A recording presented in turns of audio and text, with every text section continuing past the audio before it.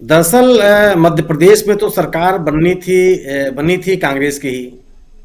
जन समर्थन मिला था कांग्रेस को ही। यह तो लूट-पाट की सरकार एक बन गई, जिसकी चर्चा राहुल गांधी ने किया, विधायकों को तोड़ लिया गया, खरीद लिया गया। तो जन समर्थन राहुल गांधी को मध्य प्रदेश में पहले से भी है। ये उन राज्यों में से है जहां पे कांग्रेस का संगठन लगभग हर जिले में है। रीवा विंध्य से लेकर के और मालवा तक कहीं भी आप ऐसा नहीं पाएंगे जहां इस पार्टी का संगठन मजबूत ना हो। और ये पहली दफा हो रहा है राहुल गांधी की इस यात्रा के कारण कि राहुल गांधी विषय का चयन कर रहे हैं और सत्तारूढ़ रिएक्ट करना पड़ रहा है।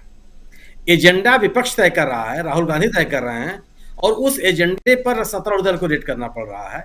यह इस यात्रा की उपलब्धि है, इस यात्रा से मिले जन समर्थन की उपलब्धि है, और यात्रा के दौरान लोगों की जो जन भावनाएं सामने आई हैं उसकी उपलब्धि है। इसीलिए बीजेपी अब अपने आप को एक मैंने पहली बार बचाव की मुद्रा में है। वह राहुल गांधी के ऊपर बहुत ही मासूमियत के साथ अपनी बात कहने की कोशिश कर रहे हैं, और इसका असर आपको गुजरात में दिख रहा है। मतलब एक छोटी सी घटना, पूरे गुजरात में एक कहा जाता था कि राज्य अनुशासन के लिए जाने जाते हैं। पार्टी में कोई व्यक्ति विरोध नहीं कर सकता, कोई निर्णय कर उसके खिलाफत में कोई नहीं खड़ा हो सकता, और कोई पार्टी के बाहर निकल करके कोई बात बोलने की कोई साहस नहीं कर सकता। एक का माहौल बनाने की कोशिश की गई थी गुजरात में, और उसको कहा गया था कि राजनीतिक अनुशासनहीनता मोदी जी स्वीकार नहीं। यह पूरा का पूरा परसेप्शन गया जब 30 इलाकों में 30 विधानसभा क्षेत्र भारतीय जनता पार्टी विद्रोही उम्मीदवार खड़े हो गए, और तमाम के बाद वह क्या किया जा सकता है। खैर, राहुल गांधी ने धर्मनिरपेक्षता करके और सांप्रदायिकता को लेकर के जिस बेबाकी के साथ रखी है, उससे उनका एक्सेप्टेंस और बढ़ा है। लोग जन समर्थन में, इसीलिए उनको ज्यादा जन समर्थन मिल रहा है। भारतीय जनता पार्टी और आरएसएस पर जिस तरीके से यात्रा की शुरुआत से वो हमलावर हैं, हालांकि कई लोगों के उनको इस तरह की बात नहीं करनी चाहिए, हालांकि मेरा निर्णय है कि आपको अपनी राय, अपनी राजनीतिक राय, अपने विचार एकदम स्पष्ट और पूरी साफगोई के साथ अगर आप नहीं करेंगे तो जो कोई व्यक्ति आपसे जुड़ना चाहेगा वो जुड़ नहीं पाएगा। राहुल गांधी ने इस पर लगातार की, चाहे सावरकर जी का मुद्दा रहा हो, चाहे आरएसएस का मुद्दा रहा हो, चाहे भारतीय जनता पार्टी की नीतियों कार्यशैली का मुद्दा रहा हो, उस पर उन्होंने बड़ी साफगोई से बात कही। इसी का असर यह है, आप देखिए जो धनंजय जी कह रहे हैं कि गुजरात की स्थिति यह है राजीव जी कि वहां पे बदलाव की लहर है। सबसे बड़ा लक्षण यह है कि गुजरात का चुनाव कभी भी ऐसा नहीं रहा कि इतना शांत रहा हो जो इस समय दिखाई दे रहा है। मतदाता कहीं कोई रिएक्शन नहीं है, और लोगों का बदलाव की स्थिति एक आप ये देखिए कि वह रैलियां, वो सभाएं, वो कार्यक्रम जो आदर्श आचार संहिता लागू होने के पहले प्रधानमंत्री की आयोजित की गई थी, और उसमें जो लोगों की सहभागिता थी, और वो कार्यक्रम जो आचार संहिता लागू होने के बाद आयोजित की जा रही है, उसमें जो जन सहभागिता की स्थिति है, बहुत अंतर है। लोग आ नहीं रहे हैं, सुन नहीं रहे हैं। संगठन की स्थिति यह है कि पहली बार यह चुनाव में पहली बार हो रहा है जहां भारतीय जनता पार्टी को विद्रोही उम्मीदवारों का सामना करना पड़ रहा है, और विद्रोही की बात सुन नहीं रहे हैं। अपने जो अनन्य सहयोगी हैं AIMIM, वो पहुंच चुका है। 14 उम्मीदवार उन्होंने अपने घोषित भी कर दिए हैं। उन्हीं इलाकों में उम्मीदवार खड़े किए गए हैं जहां पे कांग्रेस की स्थिति मजबूत रही है और हार जीत का अंतर बहुत कम रहा है। लगभग 20 या 2 दर्जन उम्मीदवार ऐसे हैं, 24 उम्मीदवार ऐसे हैं जो अन्य पार्टियों से लाके खड़े किए गए हैं।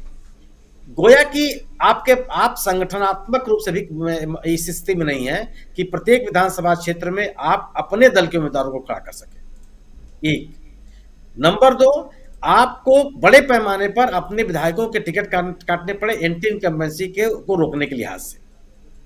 नंबर 3, गुजरात में कोई भी स्थानीय नेता ऐसा नहीं है जो पूरे गुजरात में एक सिरे से लेकर दूसरे सिरे तक चुनाव प्रचार कर सके। केवल मोदी जी और केवल केंद्रीय गृह मंत्री जी, यही यही दो चेहरे बचे हुए हैं। किसी और के पास प्रचार की स्थिति, सेकंड लाइन ही नहीं है उस पूरे पूरे के पूरे राज्य में इतने वर्षों के शासन के बाद। तीसरी चीज कि बड़े पैमाने पे जो आदिवासी इलाके हैं, सौराष्ट्र का इलाका है और उत्तरी गुजरात है, इन तीनों क्षेत्रों में भारतीय जनता पार्टी का जबरदस्त विरोध है।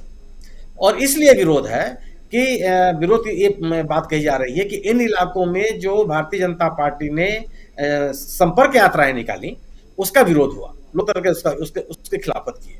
उसके विपरीत कांग्रेस ने जो परिवर्तन यात्राएं निकाली, लगभग सभी के सभी जिलों में, सभी विधानसभा क्षेत्रों में उसको अपार जन समर्थन मिला। चौथी बात जो बात हो रही है कि आम आदमी पार्टी लाई गई थी भारतीय जनता पार्टी के द्वारा एंटी इनकम्बेंसी वोटों में बंटवारे के लिए। आज उसकी स्थिति यह हो गई कि वह केवल शहरों तक सीमित रह गई है। मतलब अगर शहरों में भी जो 8 नगर महापालिकाएं हैं, कॉर्पोरेशंस हैं, उसमें केवल 5 में उसकी उपस्थिति है। 3 भावनगर और सुरेंद्र नगर जैसे इलाकों में तो वहां भी उसको, जामनगर में कोई पूछने वाला नहीं है। लेकिन सूरत में, बड़ौदा में, अहमदाबाद, राजकोट और गांधीनगर, इसमें थोड़ी सी उपस्थिति है। लेकिन राजकोट की उपस्थिति से आप ये नहीं कह सकते हैं कि सौराष्ट्र में उनकी उपस्थिति बहुत ज्यादा हो गई। तो जिस उद्देश्य के लेकर के आप आम आदमी पार्टी को लाए थे, उसमें भी वो फायदा नहीं हुआ। और जो ग्रामीण इलाकों में एंटी इनकम्बेंसी वोट हैं, वो कांग्रेस के पक्ष में जा रहे हैं। और आम आदमी पार्टी यह भी विश्वास दिलाने में विफल रही है कि वह सांगठनिक रूप से इतनी मजबूत है कि वह वैकल्पिक सरकार गुजरात में बना सकती है। यह लोग विश्वास करने के लिए तैयार नहीं। इसके कारण से भी जो सेंस लगाने की बात कांग्रेस के लिए कही जा रही थी, वो उसमें उतनी सफलता नहीं मिली है।